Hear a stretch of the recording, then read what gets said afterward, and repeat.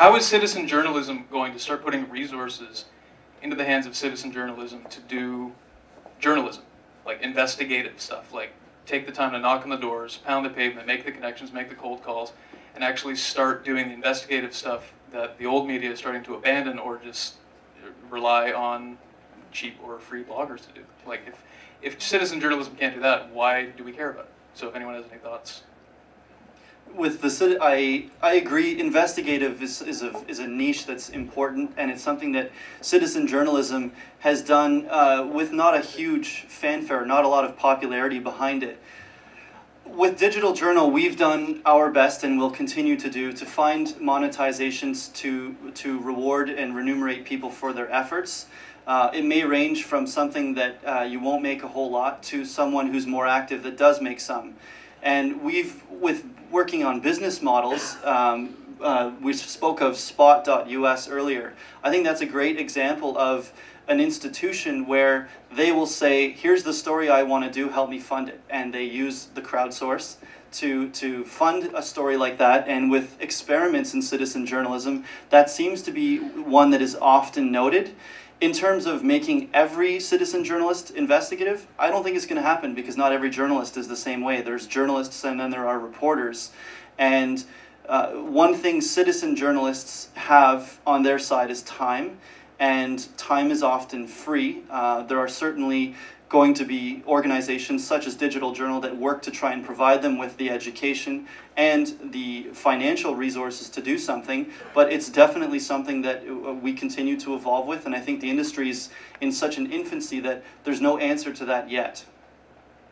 Sorry, kind of a non-answer, I guess, but that's the way I see it. I think that investigative journalism is going to be a challenge as traditional newsrooms are cut. So I think that what we're going to see from citizen journalism is a lot of investigative journalism that is really agenda-based, right? So people on, and we're seeing this kind of play out in U.S. politics with people on one side or the other of the political spectrum. I think what we're going to see less of is investigative journalism around issues that people don't know they should care about yet, right? So I think some of the best investigative journalism has been really bringing issues to the front before there's any agenda around it at all. So just one example, you know, the Toronto Star a few years ago did a big series on kind of the bad stuff that happens in kitchens in Toronto restaurants.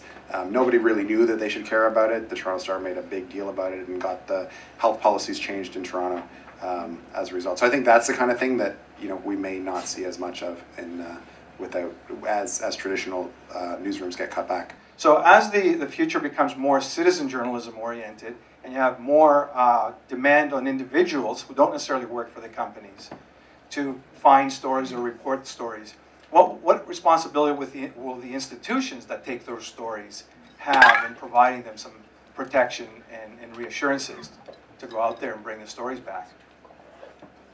From a citizen media standpoint, I think it starts at when the same thing you would do when you hire an individual, a journalist at a mainstream organization.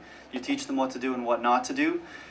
In terms of liability, there's certainly a number of legal issues around that. In terms of ethics, you certainly want to support. The same goes with protecting sources. If someone finds a huge scoop, to what extent will the journalism body in your organization go to defend and protect those sources? And I think it's definitely an interesting question, and something that if we look at the situation in Korea, when a current.tv reporter was taken in, that's a citizen media organization. They were there on freelance basis, and it just so happens the site's run by Al Gore, who's friends with Bill Clinton, who flew over and got them out, and not everyone's friends with Bill Clinton, but it's something. It just starts with education. It goes back to teaching them how to be careful. If with citizen journalism, it's just no one knows always how to behave in certain situations, how to approach someone, where not to go. Certain localities, I certainly wouldn't know what area of Rwanda should I stay out of. That's something that we are constantly striving to learn, but it's just fundamentals of teaching them how to do things, and a lot of it does rely on dialogue. My question is, if this panel is a reflection of newsrooms across Canada, do you think that citizen journalism will actually reflect what's important to the more diverse population? Thank you. Thank you. Let me quickly answer that. I spoke on a panel maybe a year ago, which actually had it was all newspaper people. It's like National Post and Toronto Star and whatever. And I guess we don't really have that representation here today. So I don't think we're really representative, I think, to begin with. But honestly, newsrooms, do you think they're diverse as the regular public? No. No, my answer, well, I can't speak for other newsrooms. My guess would be no, but speaking of blogTO specifically, since that's what I can talk about, we've tried to, do our best, and this is what I guess was going to say, this is what I spoke to someone about a year ago. We tried our best to increase the diversity of our contributor base, and it's been almost impossible. Like, everyone who wants to contribute lives south of Bloor, west of the DVP, and people criticize us, and we go. We try to report from, the Danforth and beaches and like North York and whatever. We try, but like we're just not getting. Maybe the blogTO brand doesn't appeal to people living those. I don't know what the answer is, but we're just not getting people approaching blogTO when we put out a recruitment drive saying, "Hey, I live in wherever, Scarborough, someplace north of 401.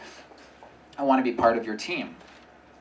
Was your question related to ethnically diverse? Yeah, do you think citizen journalism will reflect the issues that are important to other people besides white people? Oh, absolutely. What better format have you got, really, though? Right? Definitely with digital journal and with all citizen media outlets, when you give a voice to anyone, you often get a voice from everyone. And with speaking specifically in our experience, it may be different in other news organizations. We have reach in 140 countries. We have a contributor who's almost regular from China. We have South African representation all across Europe, South America, all across Canada and the United States. And be it issues of diversity, issues of sexual orientation, issues of political bent, I think that citizen journalism presents the greatest opportunity for that, because you get outside of an institution. You get outside of being accused of being a conservative outlet because you're Fox News, or you're a Democratic outlet because you're CNN or something like that. I think citizen journalism gives the greatest experience for that to happen and flourish. And I think just to add to that, I think that the technology actually enables that in many respects. There is such a low barrier to entry now that you can contribute in many diverse ways technologically. So for instance, there have been some very interesting experiments that have now become more concrete projects in Africa, where people have reported things like election fraud through mobile phones and that sort of thing. So I think that through using technology, that can actually help to enable more diverse contributions.